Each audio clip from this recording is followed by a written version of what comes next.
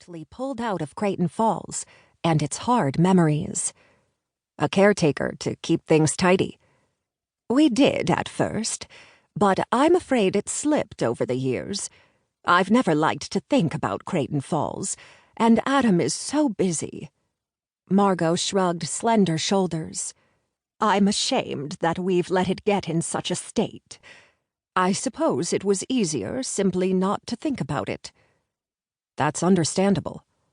In any case, it was too much work for one man. The caretaker we hired had trouble enough keeping on top of it before he retired. And now? Quinn asked. Something needs to be done. What does Adam say? I haven't had a chance to talk to him yet. Margot tilted her head, her gaze resting thoughtfully on her youngest son. Quinn felt its gentle probing and shifted in his seat.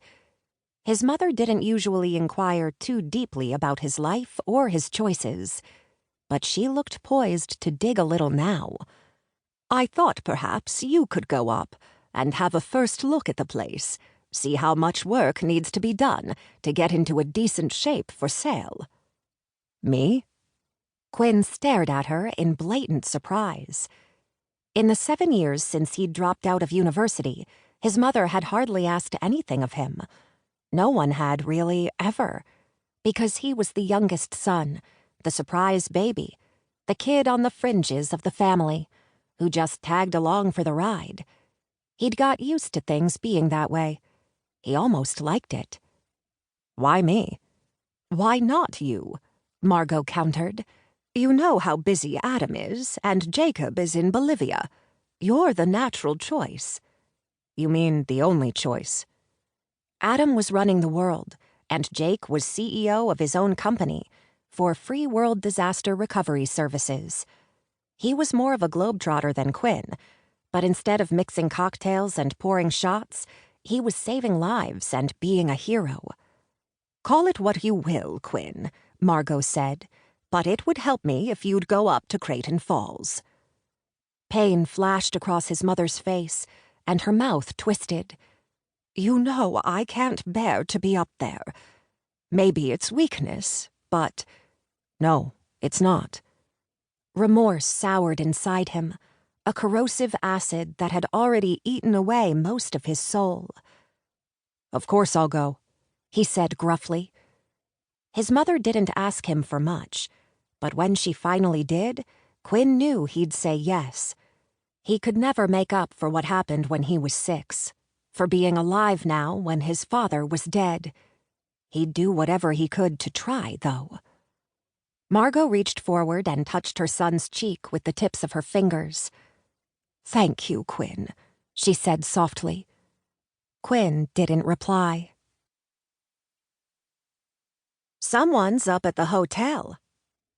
Meghan OReilly glanced up from where she was lying on her back, underneath the kitchen sink, without much interest.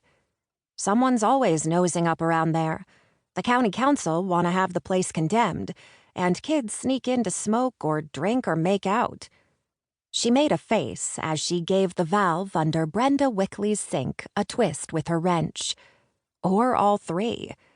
I don't mean someone like that.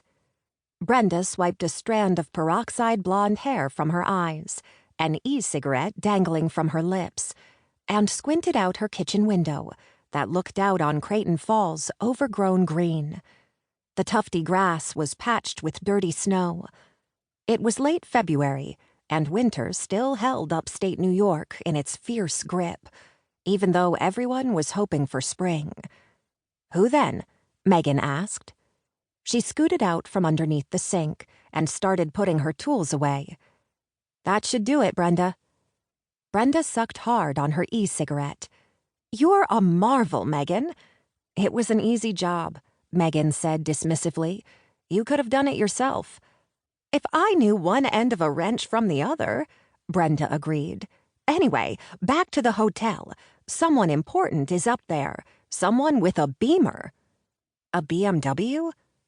Meghan's hands stilled on the toolbox. No one in Creighton Falls had that kind of fancy car. It was pointless in a place that required off-road capabilities for most of the year.